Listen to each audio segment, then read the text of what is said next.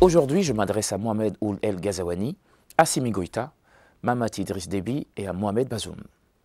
La force Barkhane est partie du Mali, fut-elle poussée dehors par le gouvernement de transition ou partie d'elle-même selon les Français? Si la réponse diffère selon les deux parties en conflit, l'Hexagone et les Maliens, c'est les questions soulevées par ce départ qui nous intéresse. Les forces armées françaises avaient depuis bien longtemps un pied dehors et ce sujet fut même l'un des points de contention ayant amené au changement brutal de gouvernement en mai dernier au Mali.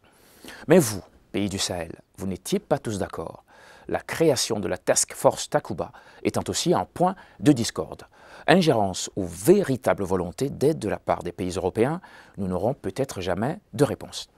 Une chose est sûre, le terrorisme international influencé par le djihadisme continue de faire rage dans la région, n'en déplaise à l'Europe.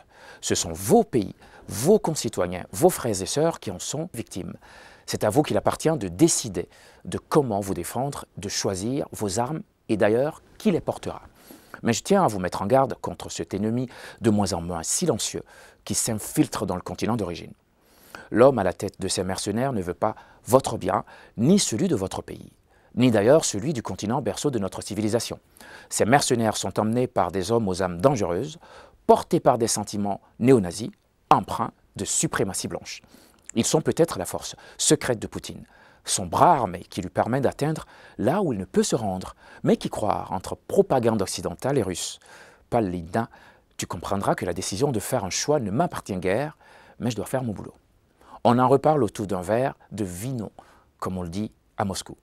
Revenons en Afrique, se débarrasser de Barkhane et de Takuba, oui, pourquoi pas, vous savez mieux que moi depuis Bruxelles, mais se décrasser de la peste pour laisser entrer le choléra, non.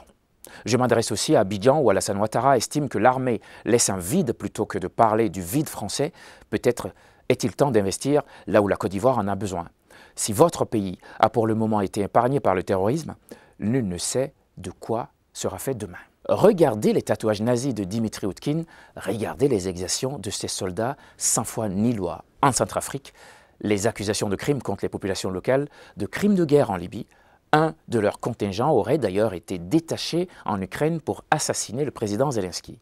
Sans rentrer dans un débat sur les conflits qui ne sont pas les vôtres, sans vouloir vous enlever votre libre arbitre et votre souveraineté, je vous en conjure, réfléchissez. Vous venez de nettoyer la bergerie, n'y faites pas rentrer le loup. Après tout, les politiques d'invasion de Poutine ne seraient-elles pas similaires aux politiques colonialistes de ses voisins européens?